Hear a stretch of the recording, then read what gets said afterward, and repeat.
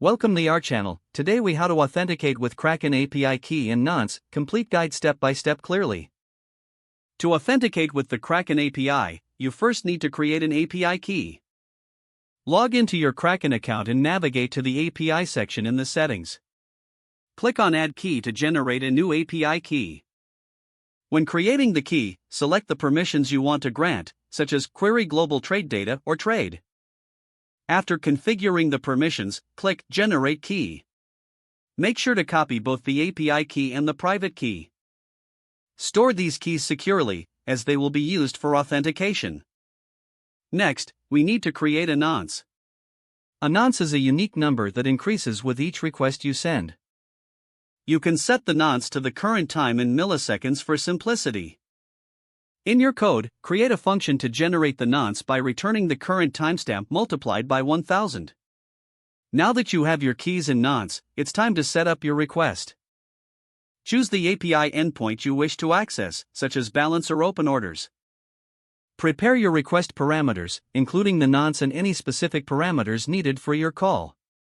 Calculate the API signature, which involves several steps.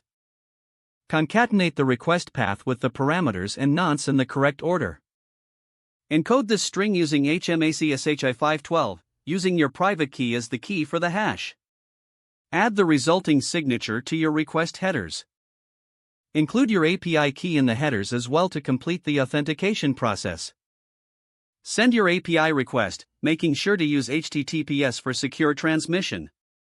Handle the response appropriately, checking for any errors or status codes. If successful, you will receive your requested data from Kraken's API. Make sure to include appropriate error handling in your code for future requests. Always keep your API keys secure and avoid sharing them publicly. By following these steps, you can successfully authenticate using the Kraken API key and nonce. If the page does not load, refresh the browser or try again in a private or incognito window. Make sure you are using the correct email address, then retype it carefully to avoid small typos. If your password is not accepted, use the reset option and create a new strong password you can remember. Don't forget to like this video and subscribe to our channel for more step-by-step tech guides.